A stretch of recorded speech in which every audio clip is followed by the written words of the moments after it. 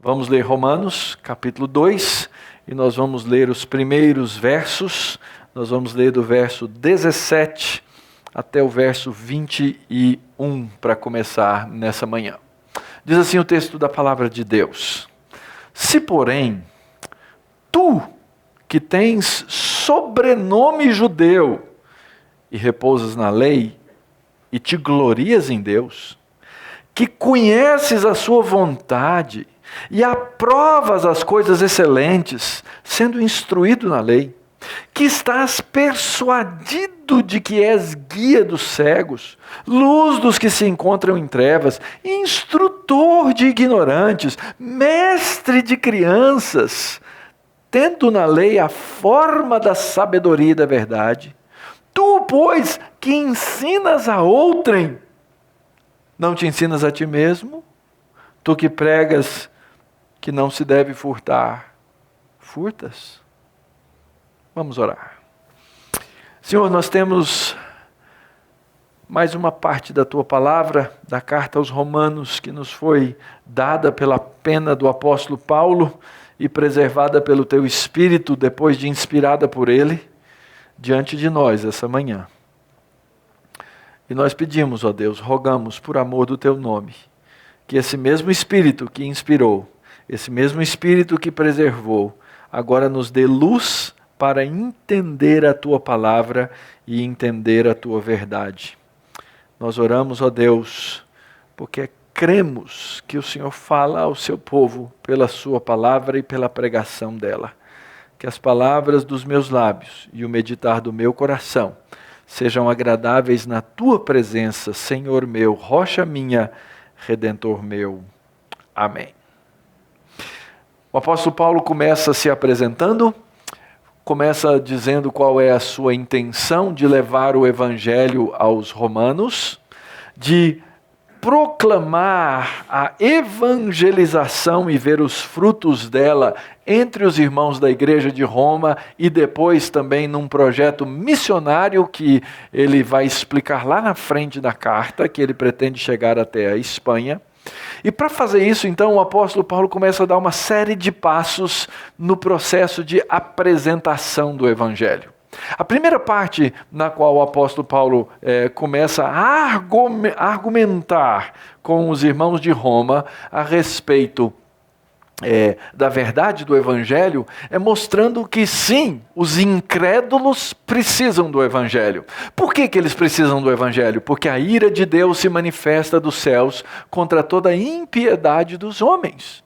Então, no primeiro capítulo, na segunda parte, isso fica muito claro, muito evidente, e o apóstolo Paulo começa a nos mostrar na estrutura desse capítulo algo que ele vai nos mostrar na estrutura da carta como um todo.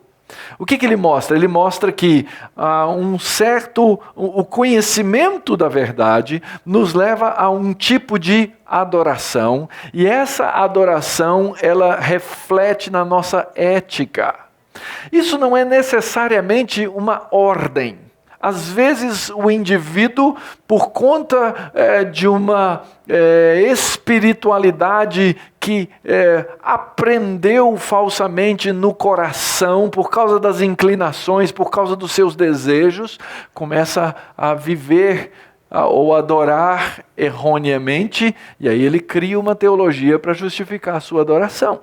Ou por causa da sua ética, ou por causa do seu comportamento sexual, ele inventa uma espiritualidade, e inventando essa espiritualidade, ele cria uma teologia para justificar a sua espiritualidade. É assim que o homem vive. Ora, esse mesmo conceito, teologia, espiritualidade ou vida espiritual, e como é que nós vamos viver na prática nossos relacionamentos, é a estrutura da carta de Romanos como um todo. No comecinho, o apóstolo Paulo, no comecinho, a saber, os capítulos 1 até o capítulo 11, o apóstolo Paulo faz uma exposição teológica. No final da exposição teológica, no capítulo 11, o apóstolo Paulo traz aquela famosa doxologia, adoração, espiritualidade, quando ele diz, profundidade da sabedoria. E aí então ele diz que como é que nós adoramos? Teologia deve fazer isso conosco, irmãos. Ouvir a palavra de Deus deve fazer isso conosco.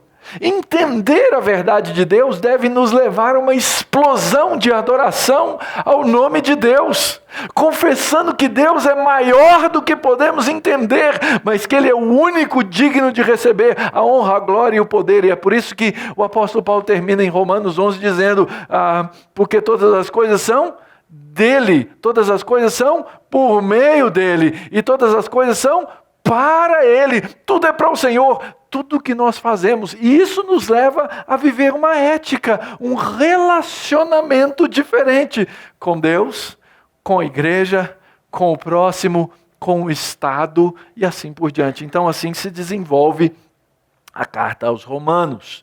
Então nós já vimos que os incrédulos precisam do Evangelho, porque sem o Evangelho eles estão mortos e perdidos. Só que quando a gente chega no capítulo 2, o apóstolo Paulo vai dizer para a primeira audiência deles, que eram provavelmente um grupo de judeus que estava dentro da igreja de Roma, judeus convertidos ao cristianismo, ele vai dizer o seguinte, cuidado, porque os religiosos também precisam do Evangelho. Os religiosos também precisam do Evangelho. Sabe por quê? Porque tanto os gentios quanto os religiosos, se eles não conhecerem a Cristo, estão mortos. Porque religião, gente, não salva ninguém. Você pode carregar com o maior orgulho da vida, eu sou presbiteriano. Você pode andar com o maior orgulho do mundo dizendo, eu sou reformado, eu frequento uma igreja de boa teologia e acabar no inferno. Porque a religião, porque os nossos dogmas religiosos, eles não são a nossa salvação.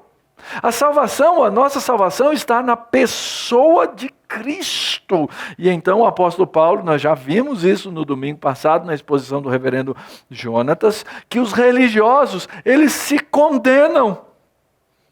Os religiosos, eles têm uma tendência de olhar o mundo de cima e dizer assim, nós somos melhores do que o mundo. Eu não sou igual a esse pessoal aí do capítulo 1. Eu adoro o Deus verdadeiro, mas esquecem do Evangelho. Eles esquecem que mesmo sendo religiosos, estão muito abaixo do padrão da justiça divina. É por isso que no capítulo 2, versículo 3, o apóstolo diz, tu, homem, que condenas os que praticam tais coisas e fazes as mesmas, pensas que te livrarás do juízo de Deus? Não tem escapatória.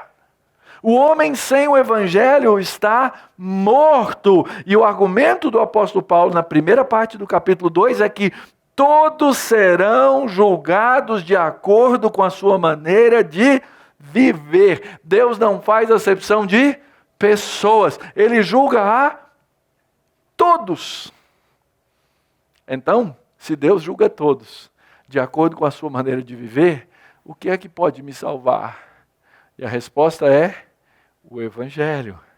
A resposta é Cristo. É aquilo que ele havia dito antes de entrar na mensagem de que os gentios precisam do Evangelho. Ele disse assim, eu não me envergonho do Evangelho, porque o Evangelho é o poder de Deus para a salvação de quem? Tanto do gentio quanto do judeu.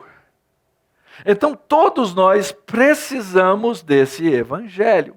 É por isso então que no texto que nós lemos a partir do versículo 17, ele começa a fazer um diálogo. O apóstolo Paulo faz muito isso nas suas cartas. Ele pega um debatedor imaginário e ele vai trabalhando esse recurso retórico nas cartas, chama-se uma diatribe, e ele vai então conversando, ele vai conversar com alguém que tem sobrenome judeu, então ele começa dizendo, se porém tu que tens por sobrenome judeu, e vamos pensar aqui um pouquinho, o que significa alguém que tenha o sobrenome judeu, e aqui a gente precisa lembrar da história do Antigo Testamento. Ora, nós já estudamos isso extensivamente na exposição do livro de Gênesis. Lembram-se de Abraão? Deus chamou um homem, Abraão, disse a Abraão, você vai ser bênção para todas as famílias da terra, eu vou abençoar os que te abençoarem, vou amaldiçoar os que te amaldiçoarem. Deus disse que ia abençoar a terra por meio da descendência de Abraão. Ok, muito bom. Abraão teve seus filhos, um dos seus filhos, dos seus netos, né, foi Jacó, e Jacó teve um filho chamado Judá. Judá.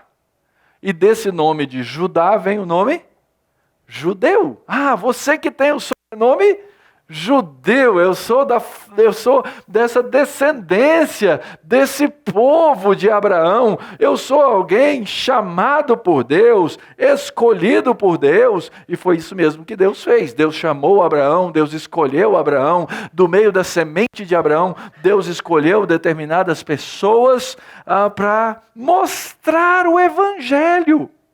Esses descendentes de Abraão se tornaram um grande povo.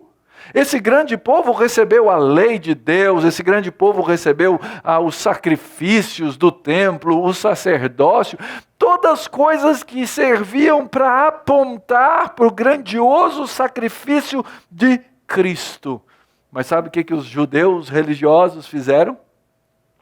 Pegaram tudo aquilo que Deus criou para apontar para a graça e criaram o seu próprio sistema religioso da balancinha. Sabe qual que é o sistema religioso da balancinha? O sistema religioso da balancinha é aquele sistema que a maioria dos homens acredita quando acredita que existe Deus.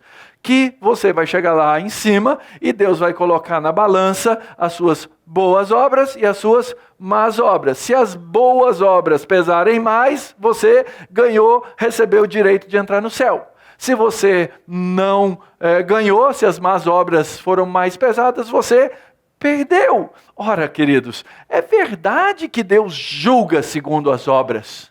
Entretanto, a notícia, a boa nova, o evangelho da graça, é exatamente que Deus veio pegar essa justiça que nós nunca conseguimos concluir, que é a nossa justiça própria, que nunca vai agradar a Deus, e Ele coloca a justiça de Cristo no lugar.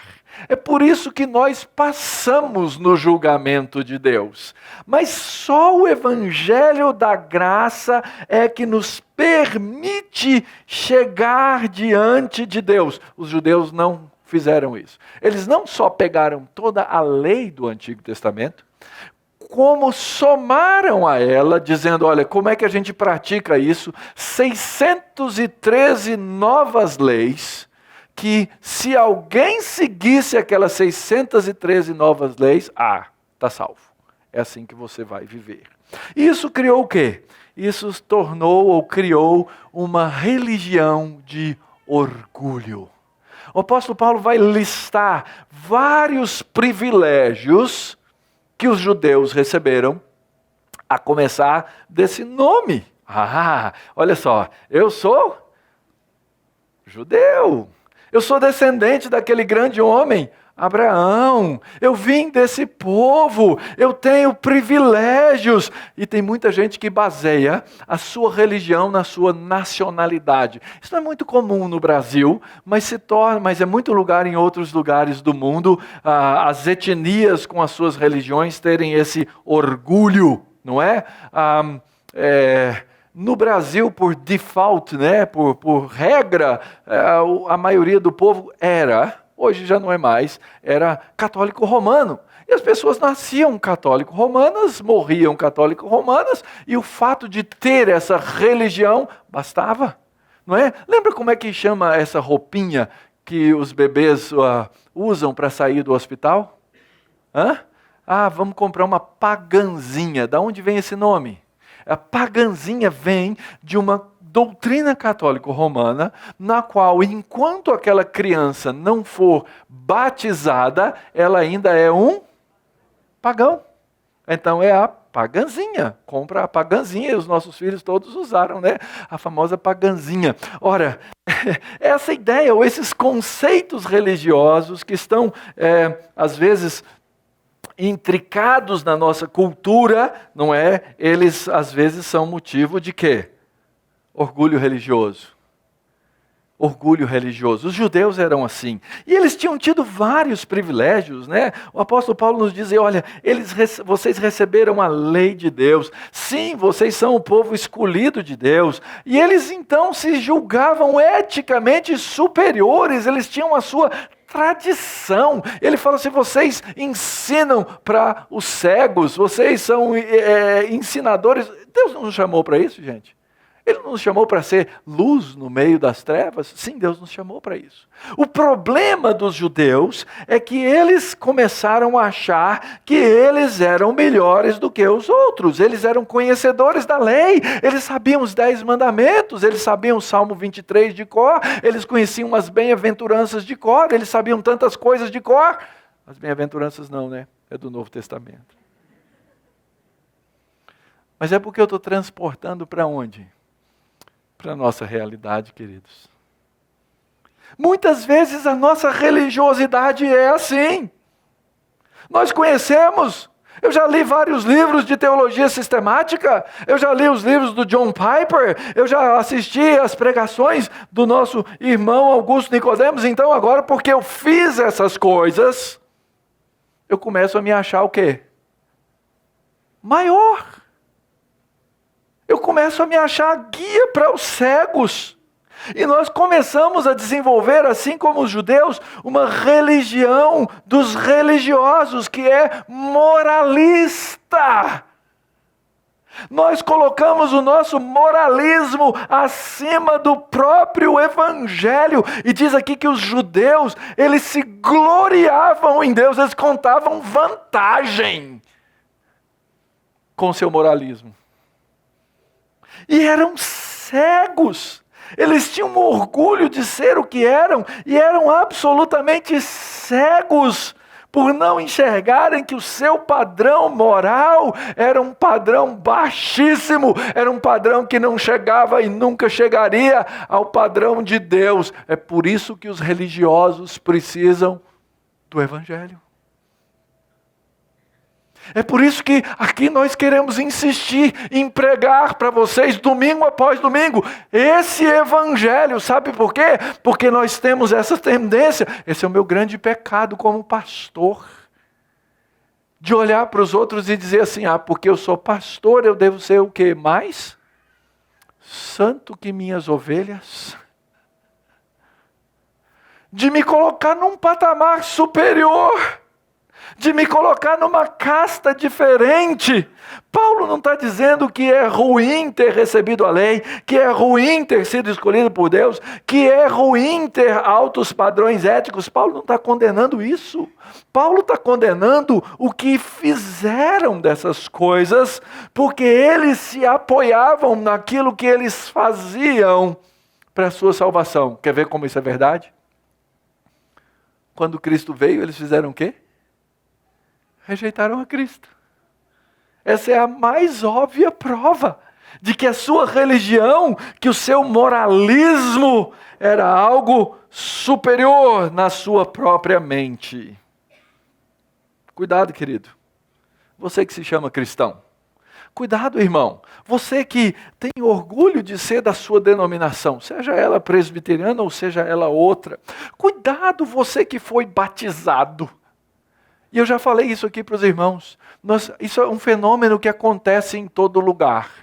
E aqui aconteceu já várias vezes também. A pessoa vem aqui, começa, e vocês já viram que a gente tenta fechar a porta de entrada aqui. A gente tenta. Quando você chega para cá, eu digo, o que a gente diz para você? Olha, você vai ter que frequentar um tempo aqui. Depois a gente pede até dos que já vêm de longa história presbiteriana. passa pela sala de novos membros. Por que isso? Porque nós temos que ser ciosos, cuidadosos com quem entra na igreja. Nós queremos ter aqui crentes de verdade, nós não queremos falsos crentes aqui. Nós não queremos gente meramente religiosa. Mas sabe o que acontece? Vários chegaram aqui, passaram por esse processo, depois que foram batizados, o que aconteceu? Sumiram. Sumiram. Acreditam que o ato religioso é salvífico. E a gente pode fazer isso com várias coisas. A gente pega detalhes, olha, pastor, eu não estou indo na igreja, mas eu estou mandando o dízimo, tá?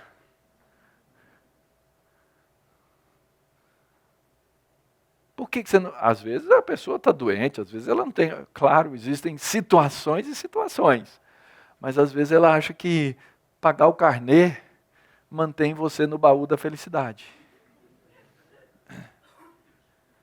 Tem gente que pensa assim, eu fui batizado, estou ok, entrei, sou parte do grupo. Assim pensavam os judeus, às vezes assim pensam os crentes nos tempos modernos. Pega esse texto e tenta ler assim, se porém tu que tem por sobrenome cristão, e repousas nas obras da lei, te glorias em Deus, percebe como funciona? Do mesmo jeito, nós podemos ser orgulhosamente religiosos e moralistas. Moralistas a ponto de dizer às vezes o seguinte, não, isso não está na Bíblia, mas eu vou me tornar mais santo se eu fizer isso. Eu vou dar um exemplo aqui que vai criar briga, mas vou dar assim mesmo. Você sabe que nós servimos a Santa Ceia do Senhor aqui com quê? Com vinho. Nós criamos... Sim, eu sei que alcoolismo é um problema, eu sei que álcool é um problema, eu sei que bebida é um problema, e para algumas pessoas é um problema seríssimo. Essas pessoas não deveriam chegar perto de bebida mesmo. Mas a Escritura em lugar nenhum, diz que é proibido beber. Não está escrito. A Escritura diz o quê? Que é proibido o quê? Se embriagar, se embebedar. Isso é proibido. A Escritura é tão séria a respeito que diz que os bêbados não entrarão no reino. Ok? Agora eu posso chegar aqui para você e dizer o seguinte, irmãos, não é conveniente que se beba. Algum pastor, algum irmão pode pensar isso. Está ótimo. Para muitas pessoas não é conveniente que se beba. Mas se a igreja, ou se você, no seu coração, achar e pensar que você é mais crente do que alguém, porque você nunca toca em álcool, e o outro bebe, você se tornou o quê? Acima da palavra de Deus. Você se tornou o quê? Um religioso, moralista. Você se coloca por causa de uma coisa que você faz acima da própria palavra de Deus. Cuidado, querido. Mas eu dei um exemplo. Eu poderia dar aqui dezenas de exemplos de coisas que nós pensamos e fazemos dessa maneira e tornamos a nossa religião uma religião moralista, orgulhosa. E o cristianismo pode cair nisso. O cristianismo pode se tornar moralista. Eu oro, primeiro, para que Deus não me deixe tornar um moralista. Porque eu tenho essa tendência como qualquer outro. Por causa das inclinações da minha carne no meu orgulho. Eu costumo dizer assim, eu devo ser melhor que alguns lá. Eu devo ser superior em alguns aspectos a outros. E nós temos essa tendência de nos tornar orgulhosamente religiosos. E Paulo então vai quebrar nossas pernas. Ele terminou a sessão anterior dizendo, você que faz todas essas coisas, você também pratica? Você que ensina outrem, não te ensinas a ti mesmo? Tu que pregas que não se deve furtar, furtas? Tu que dizes que não se deve cometer adultério e cometes? Abominas os ídolos e lhes roubas os templos? Tu que te glorias na lei, desonras a Deus pela transgressão da lei? Pois como está escrito, o nome de Deus é blasfemado entre os gentios por vossa causa. E aqui então agora o apóstolo Paulo está falando daqueles que são orgulhosamente auto-enganados. O apóstolo Paulo lista aqui 3 pecados, apenas 3 de vários. A gente sabe, pela interpretação da Escritura, que quebrar um mandamento da lei significa o quê? Quebrar todos, você vai parar no mesmo lugar. O inferno é comum, Deus não faz acepção de pessoas para julgar. Muito bem. O que o apóstolo Paulo está dizendo é que nós precisamos do Evangelho, mesmo sendo religiosos, porque nós não somos capazes de definitivamente praticar aquilo que nós pregamos.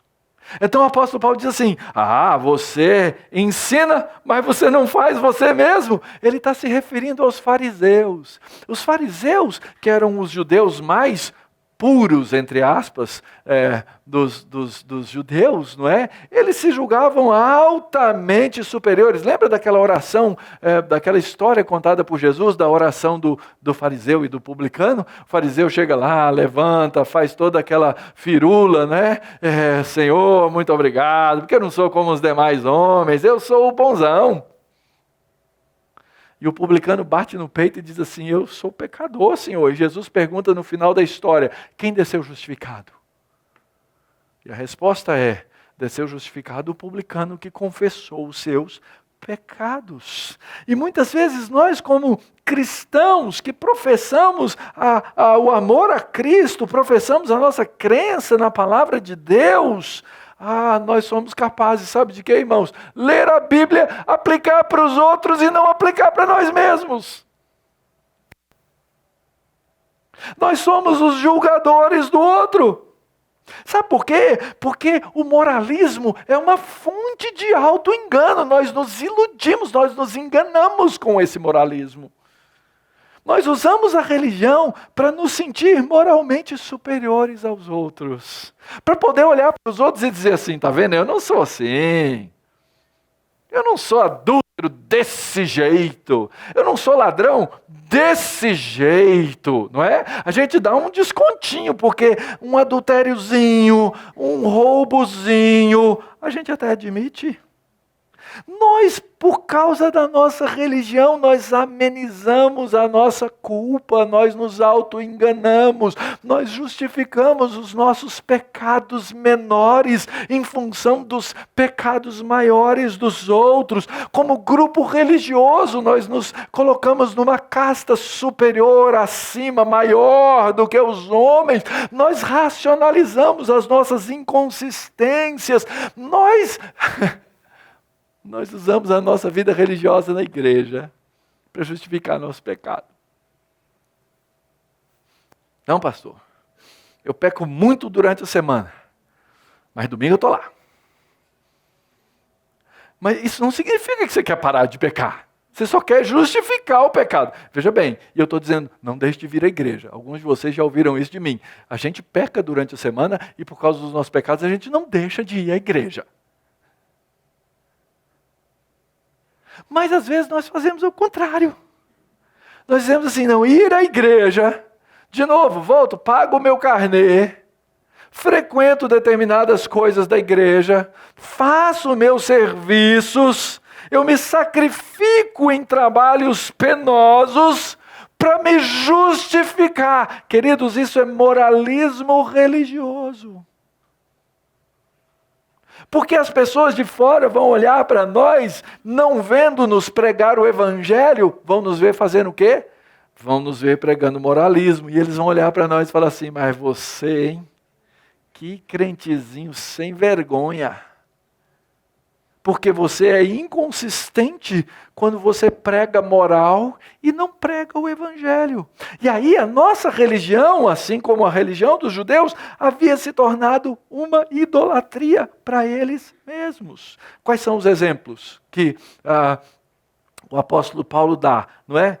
Furtar, adulterar e abominar os ídolos e roubar os templos. O que o apóstolo Paulo quer nos dizer com essas três ilustrações de pecados comuns? Essa hipocrisia, na verdade. Nós nos justificamos. Ontem eu vi a história, desculpa a expressão, vou dizer, de um suposto pastor, porque não considero pastor. E não é de outra religião, não, é da nossa mesmo. O indivíduo manteve-se na igreja, pregando no púlpito, mantendo um adultério por 6 anos. 6 anos. Com a esposa de um presbítero. Com a esposa de um presbítero. E aí, depois de 6 anos, a mulher se encheu e fez o quê? Dedurou. Aí o presbitério se reúne e deu uma pena severa, afastou-o do ministério por 18 meses.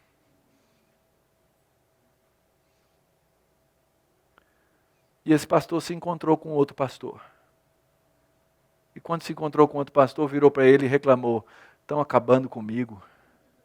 Me afastaram daquilo que eu mais gosto de fazer. Me afastaram. Percebe? A hipocrisia! A falta de evangelho está cheio de gente assim, queridos. E nós corremos o risco de nos tornarmos esses que olham para o pecado do outro, por causa do nosso pecado não disciplinamos, ou somos lenientes naquilo que fazemos, e eu já falei para vocês, eu acredito particularmente que um oficial da igreja que se deixou enrolar por qualquer escândalo de natureza sexual, ele não pode voltar a ser oficial da igreja. Certo? E nós pegamos e passamos a mão na cabeça, afinal de contas eu também sou pecador. Afinal de contas eu também tenho lá meus probleminhas. Mas eu sou superior moralmente. Porque eu sou superior moralmente, eu uso de quê? Uma falsa misericórdia com o outro. Nós podemos fazer isso. E isso acontece. Isso acontece. O Senhor Jesus foi severo com o adultério. Ele falou assim: você nunca deitou e dormiu com outra mulher que não é sua? Lembra de uma coisa, se um homem olhar para uma mulher com olhos impuros, já adulterou com ela. Qual é a solução para esse pecado? É a confissão do pecado, é o pedido do perdão. A mesma coisa no roubar. A mesma coisa no roubar. Nós cometemos nossos pequenos roubos. E dizemos assim: não, imagina, em tempo de petrolão, isso que eu roubei é troco. Fala sério. É troco. O que é, afinal de contas, é roubar R$100 quando tem cara roubando bilhões, milhões por aí? Deus não tem um departamento de contabilidade para ver meu roubo de 100. Ele só pega os casos grandes, que é o caso da Lava Jato. Meus pequenos roubos, eles ficam lá. E é interessante essa ideia, né? Ele diz assim: vocês que abominam a idolatria, roubam os templos dos pagãos. O que significa isso? Existem possíveis diferentes interpretações, nós não temos aí uma interpretação exata, mas uma delas vem do Antigo Testamento. Deus tinha proibido uma coisa. Deus havia proibido que quando o povo judeu ganhasse uma guerra contra um povo inimigo, que eles pegassem os ídolos daquele povo e fizessem dinheiro. Deus falou: os ídolos, se for de ouro, de prata, vocês queimam em terra, some com isso. Mas na época do Novo Testamento tinha muito tempo que os judeus não venciam guerra nenhuma, né? Então talvez não seja essa a interpretação. Mas os judeus eram conhecidos por serem muito sagazes nos seus negócios. E eles negociavam com todo mundo. E eles conseguiam ganhar ou ter o seu lucro em cima também dos templos pagãos. E talvez Paulo se refira então a essa prática que era comum nesse processo de idolatria da religião, quando os indivíduos não podiam se sustentar porque a ganância pelo dinheiro era maior do que a própria verdade de Deus. Queridos, deixa eu dizer uma coisa. Só o Evangelho pode produzir igrejas e um povo que pode dar bom nome a Deus. Porque vocês viram como é que ele termina? Ele cita Isaías 52, como está escrito, o nome de Deus é blasfemado entre os gentios por vossa causa. A conduta de vocês é tão vergonhosa que o nome de Deus é blasfemado. E isso acontece hoje com a chamada igreja contemporânea. O nome de Deus é blasfemado por causa dessa igreja de hoje, que se chama igreja. Por quê? Porque está cheio de ladrão falando em nome de Jesus Cristo. Está cheio de gente desonesta falando em nome de Jesus Cristo. Está cheio de adúltero falando em nome de Jesus Cristo.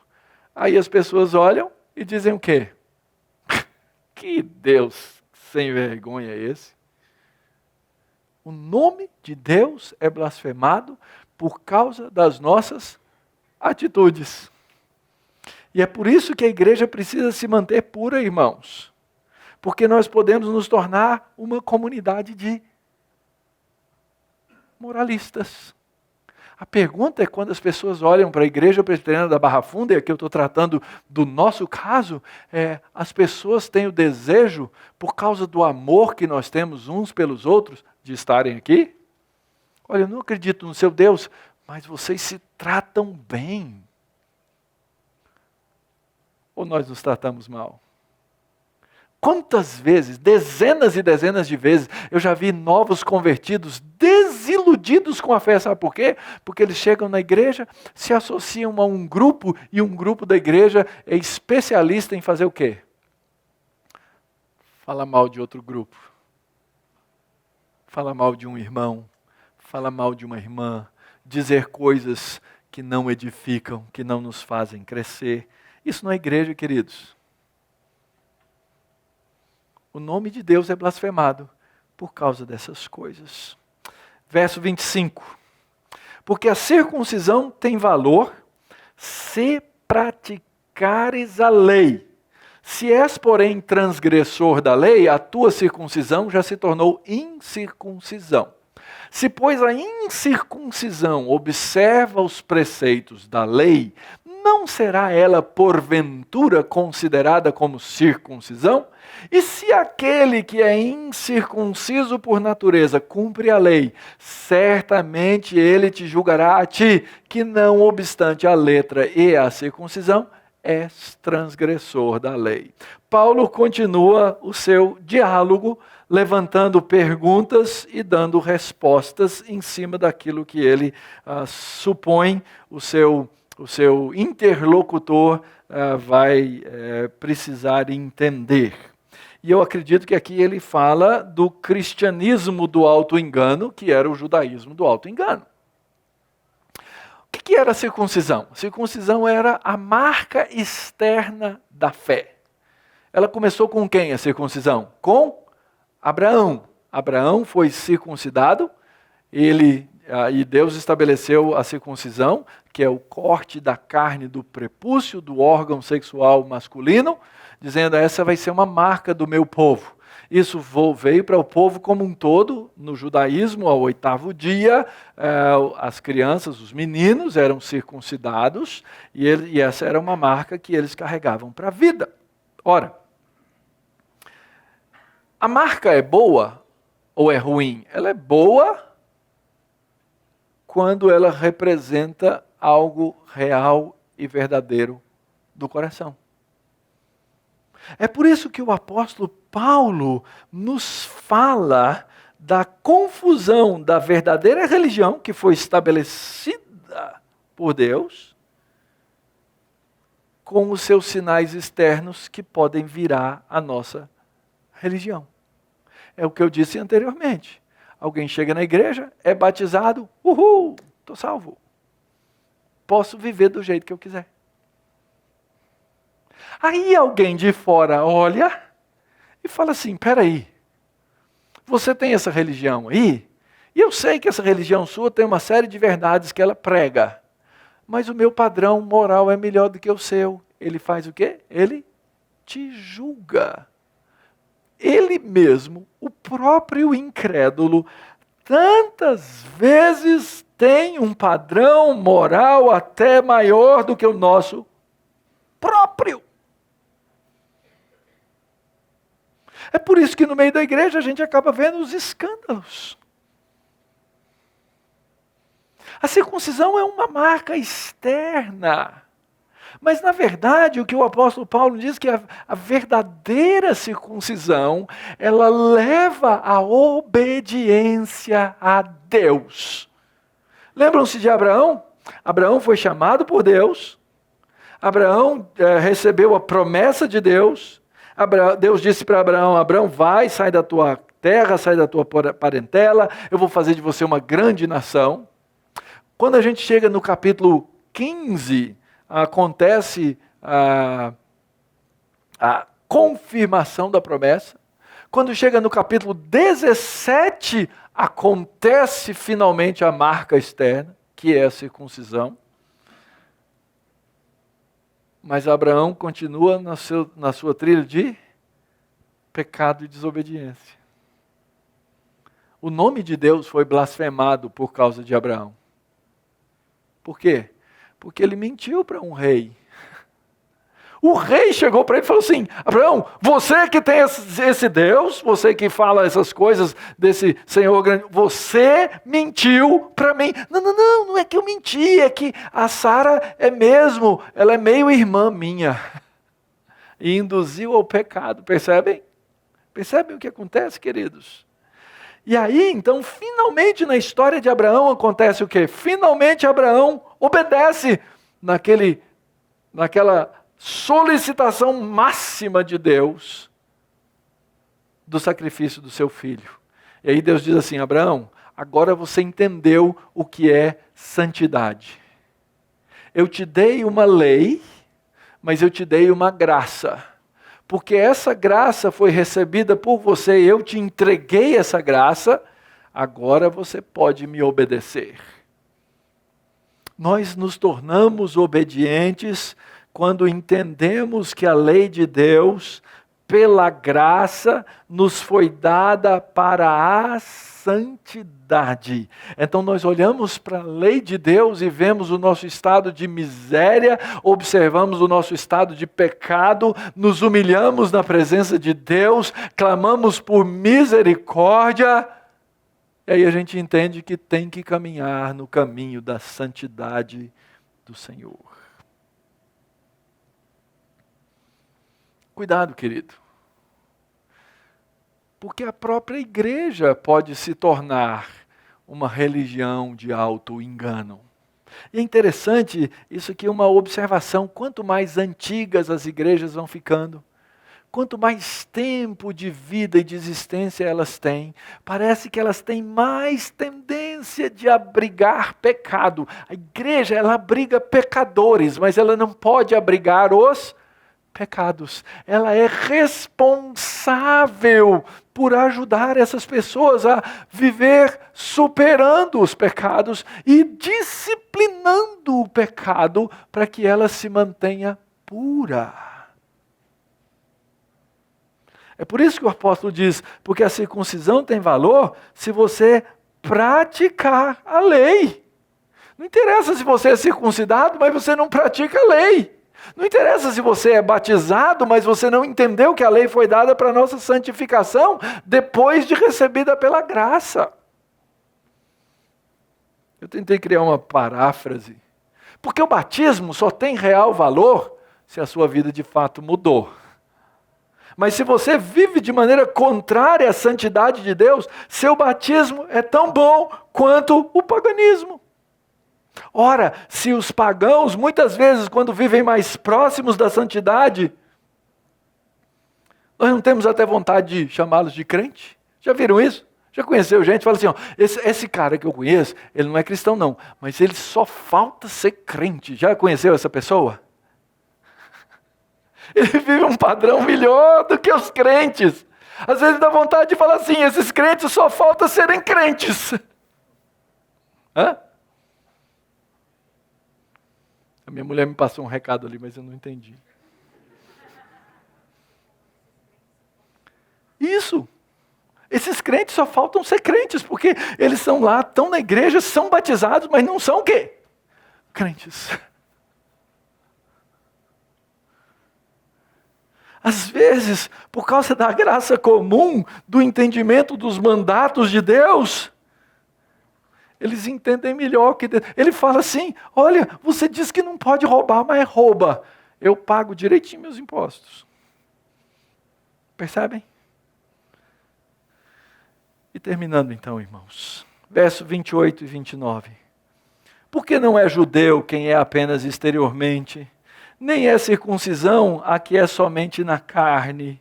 Porém, judeu é aquele que o é interiormente, e circuncisão a que é do coração, no espírito, não segundo a letra, e cujo louvor não procede dos homens, mas de Deus. Isso significa que havia judeus que eram judeus marcados pela circuncisão, mas eles eram judeus só do lado de fora. O coração deles não tinha conhecimento de Deus. E isso pode acontecer conosco, irmãos. Nós precisamos da verdadeira circuncisão. Os judeus tinham sinais externos, mas a verdadeira circuncisão, ela acontece no coração, ao contrário daquela cirurgia que era feita nas crianças ao seu 8º dia. Elas precisavam crescer para conhecer a Deus. Na nossa tradução, a palavra espírito vem com letra minúscula. No grego não tem... No texto grego você não tem essa diferenciação, então a gente precisa interpretar. Eu acredito aqui que quando o texto fala aqui, porém é aquele que é a circuncisão que é do coração no espírito, é espírito com letra maiúscula. É no Espírito, é pelo poder do Espírito Santo, ao contrário daquela cirurgia que o rabino, que o sacerdote fazia nas crianças. Ela não é segundo a mera letra vazia, mas é da letra no coração. Lembra da promessa do profeta? Quando Deus escreveria a lei de Deus no coração, não de pedra, mas de carne. E ela não procede dos homens. Observem aqui o finalzinho do texto, olha só. E cujo louvor não procede dos homens, mas de Deus. Estão vendo essa expressão? Olha só o que acontece aqui. Lembra da história quando Judá recebeu o nome dele? Lembra? O que a mãe dele falou? Ele vai se chamar o quê? Judá, porque eu vou louvar a Jeová. Ele começou falando do judeu, você que se chama judeu, e ele aqui termina com um jogo de palavras, dizendo assim, não procede por ser judeu. Não só porque a mãe de Judá, só porque Raquel deu para ele o nome de Judá e disse, eu vou louvar o Senhor. Não, ao contrário. É fruto de um louvor verdadeiro, é fruto de um louvor real, é fruto de um louvor que não sai só dos lábios, é fruto de um louvor que vem do coração, é fruto de um louvor que procede de uma religião que não é moralista, mas que é verdadeira. Uma religião que é inteira. Uma religião que é integral. Uma religião que não é só de fora e de sinais. Mas uma religião de quem aprendeu a amar o nome de Deus. Como é que a gente conclui e aprende disso tudo aqui, irmãos? Primeiro, vocês viram que eu associei o tempo inteiro o judeu do Antigo Testamento com a igreja do Novo Testamento. Não fiz isso? Isso é uma coisa que nós precisamos aprender, não é a interpretação mais comum em geral que existe por aí no meio dos evangélicos. Não são duas igrejas, irmãos, é uma igreja. Uma igreja que no Antigo Testamento vivia sobre a face da terra na forma de uma nacionalidade, de um povo, que Deus mandou ser bênção para todas as famílias da terra, ser luz para os gentios, na qual homens e mulheres de outras nações e outras línguas e outros povos eram inclusive convertidos. Essa igreja, que nós chamamos de igreja do Senhor Jesus Cristo no Antigo Testamento, ela é continuada por esta igreja no Novo Testamento. Não são dois povos de Deus. Quando nós chegarmos lá em Romanos 9, 10 e 11, que o reverendo Jonatas vai pregar, nós vamos ver isso. Que Deus tinha um plano, uma igreja, um projeto e um povo. Os mesmos perigos que foram enfrentados pelos judeus e as mesmas acusações que os judeus receberam lá no tempo do Antigo Testamento, nós estamos sujeitos a elas. Se nós nos tornarmos como eles, moralistas. Então, a primeira coisa, ninguém é salvo por batismo, gente. Nem os nossos filhos e bebês, quando nós os batizamos, nós o fazemos pela fé, crendo que Deus vai abençoá-los e alimentá-los para que eles cresçam e conheçam a Jesus Cristo como seu Senhor. Vamos tratá-los como igreja e vamos discipliná-los como igreja, povo de Deus que somos. Então, não se iludam. Nós temos um grupo de pessoas, cerca de 20 pessoas, que estão sendo preparadas para serem recebidas como membros na nossa igreja. E nós queremos que vocês cheguem aqui entendendo que esse ato do batismo, aqueles que forem ser batizados, não vai salvá-los. Vai ser a sua carta de admissão no corpo, na igreja visível, e vai ser a sua submissão à disciplina dessa igreja.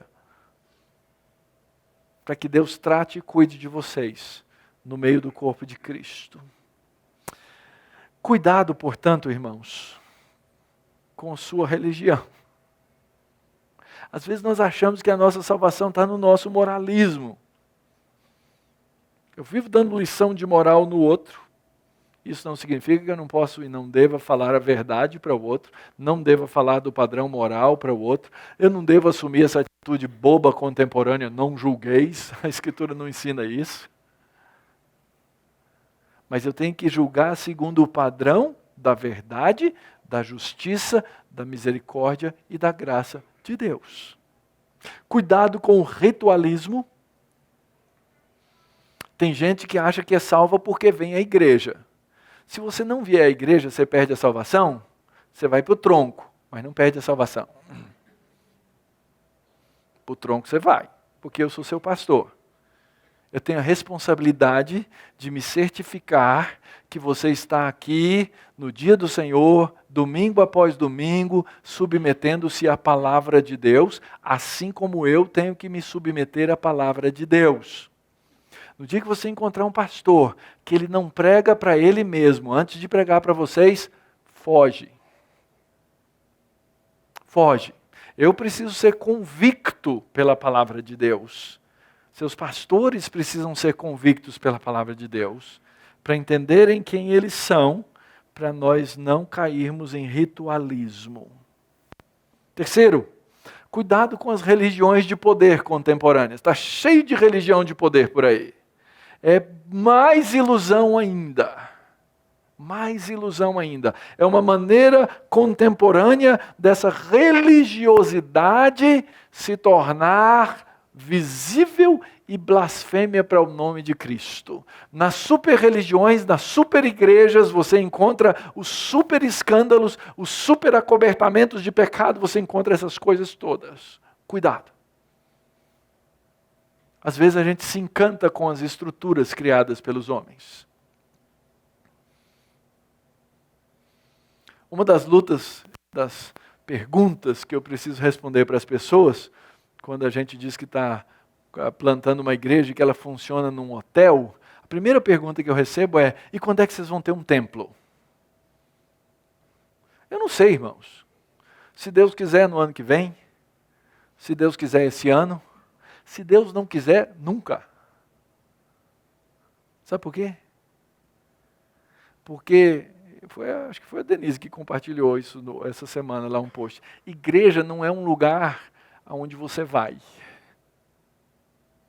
Igreja é uma família a qual você pertence. E para nós sermos família, corpo de Cristo, povo de Deus, nós não precisamos de mais nada, exceto família. A gente pode ser família debaixo da ponte.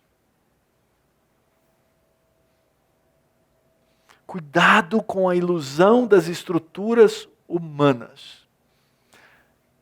Quarto, cuidado com o ativismo religioso. Cuidado. O que eu vejo são muitos dos meus irmãos cansados de atividades na igreja. Cansados. E eu não estou dizendo que a gente não pode ter atividades. E eu não estou dizendo que nós não podemos ter mais atividades. A grande pergunta é para quê e por quê? Isso promove o reino de Deus ou isso só ajunta a gente? Isso faz crescer o povo de Deus? Isso serve para o discipulado do povo de Deus?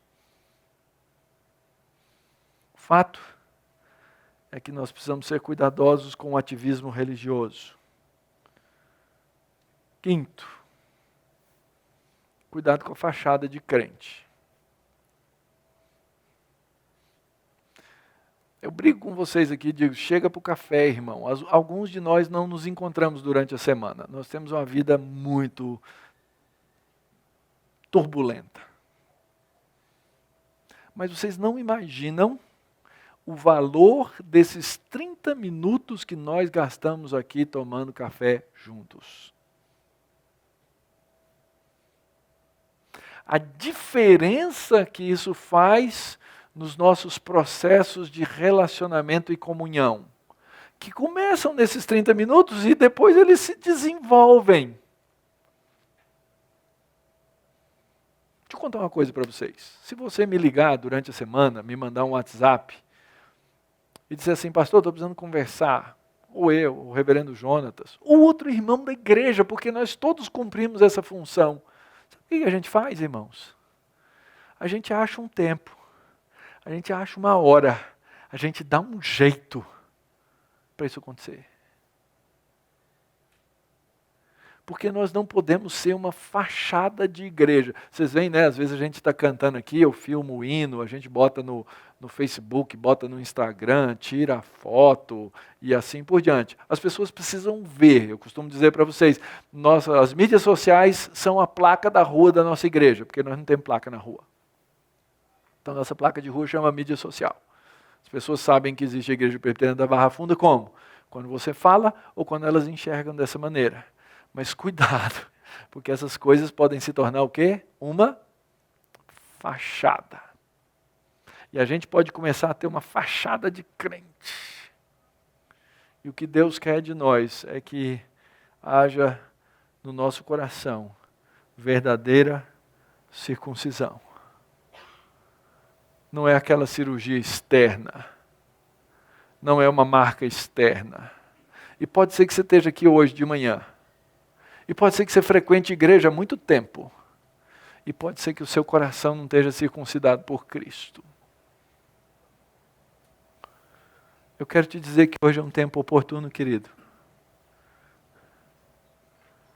Que esse que trabalha, esse que limpa, esse que transforma corações,